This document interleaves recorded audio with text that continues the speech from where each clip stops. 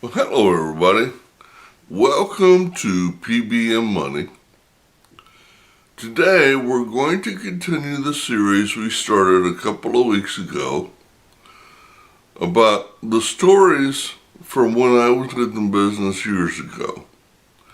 And if you haven't seen those, just allow me to say, that first off, I'm lucky to have walked away from them. And secondly, each story is absolutely 100% true. So without any further ado, let's give it a go. Alright, so this one we're going to call The Big Visit. Now, this story started innocently enough. If I recall correctly, I responded to a newspaper ad and went and saw the guy in his office. He agreed readily to no money down, which I thought was a little odd, but it happens. So we signed the paperwork in his office, and I took over immediately. Now, at the time, I was in my mid-20s. The property that I had just bought was a duplex, an upstairs-downstairs duplex, in a not very good part of town, and getting worse. And I knew that, and I figured that's why he was selling. But I did notice something a little peculiar when we signed the papers. Now, his name was not mentioned anywhere in there. But what it did say, it was owned by partners. And the title was kept inside of a trust. But I didn't see any names anywhere, and trust me, I looked. So, I ignored that, and we went on, and I took care of that property for a year or so. And he calls me out of the blue one day, and he says, "Hey, Brian, have you got any money yet?" And I said, "No." He said, "Okay." He calls me back the next day and he says, "Hey, the duplex right next door to the one you own now is available if you're interested." And I said, "I told you the other day I don't have any cash." He said, "That's not a problem. We'll take care of that." I said, "Okay." So now I had two duplexes right next door to each other in the same neighborhood, out of the same trust, with the same partners. Now, like I said, I was in my mid-20s, so I was not thinking anything nefarious. I figured this guy was just getting old and wanted to get rid of his property and didn't want to pay all the closing costs at the bank. That's what I thought. So I go on for a while, and one day I get a call out of nowhere, and he says, "Hey, Brian, do you have any cash yet?" And I said, "No, not yet. Every time I turn around, there's another big bill." And they said, "Okay.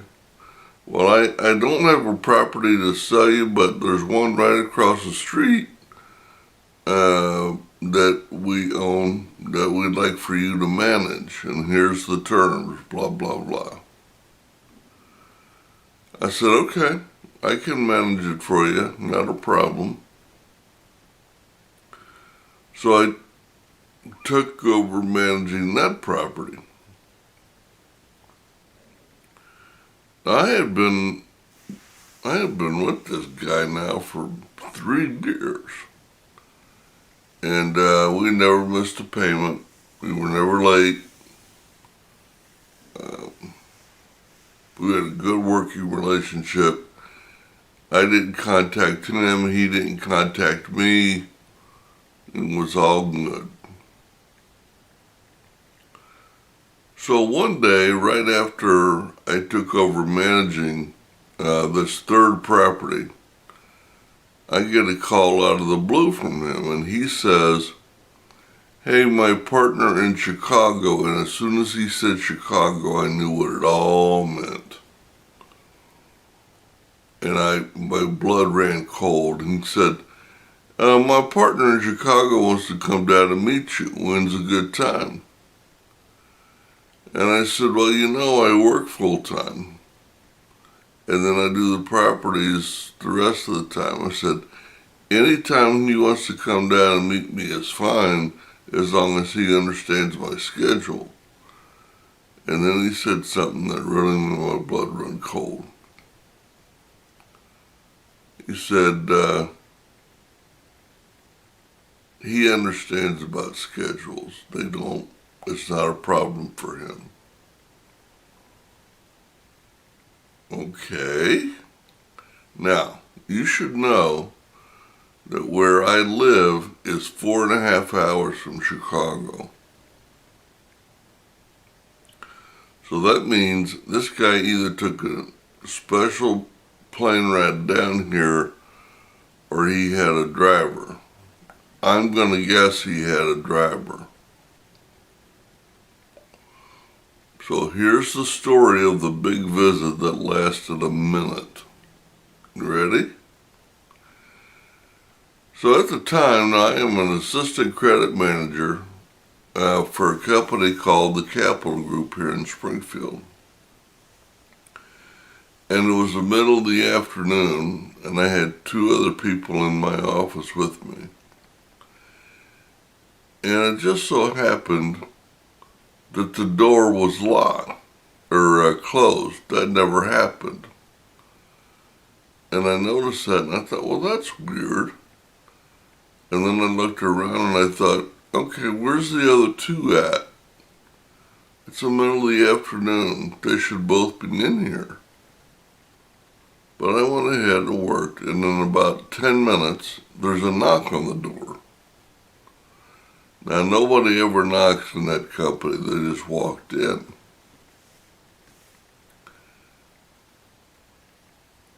And the sight that I saw, okay, I don't get scared often. This guy scared the bejesus out of me. He walked into that door and ducked his head.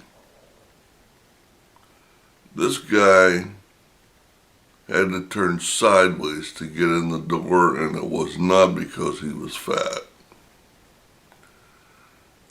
He was built like Arnold Schwarzenegger was in his day. I mean, this guy was mammoth. And he pokes his head in the door, and in a real soft voice, he says, "Are you Brian?" And I was like, oh, shit. I said, "Yes, I am." And he walked the rest of the way in the office, and I stood up to shake his hand. He didn't come forward to shake my hand. He backed off and let the little old guy that was walking behind him walk in. And he shook my hand.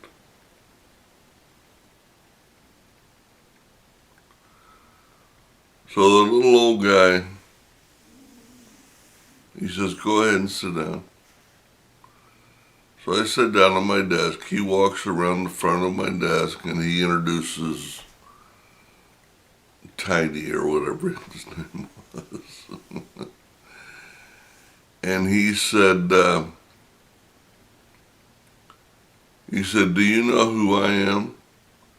I said, "Well, I know you're so-and-so's partner. That's about all I know." And he said, "Well, that's not important." He said, "I wanted to drive down here to meet you face to face." That means he spent 4.5 hours driving down there. And I kind of cocked my head and I said, and I didn't say anything, but my body actually said, well, why would you want to meet me? And he says, well, the 3 properties that I own that you're buying from me, I'm partner in those. And I just wanted to come down here and meet you and tell you, you got the biggest set of balls I've ever seen. And I was like, oh, okay. Shit. So, and he said, well, that's about all I wanted to say. Have yourself a great day and continued good luck on the houses. I said, well, thank you for coming down, sir. It was great to meet you. And out the door they went. At that point, and only at that point, did I know for sure what they were using those houses for. And why they were calling me to buy houses. It was to launder the money. Now, it took me a while to try to figure out why he thought I had such a big set of balls on me, because to me, all I was doing was buying real estate. But I guess in his mind and in his world, if I have one piece of his property and I break it, miss a payment, steal the money, I'm dead. And I have 3 of his houses and gave him no cash. So in his world, I had avoided harm for 3 years, and he just wanted to come down and say congratulations.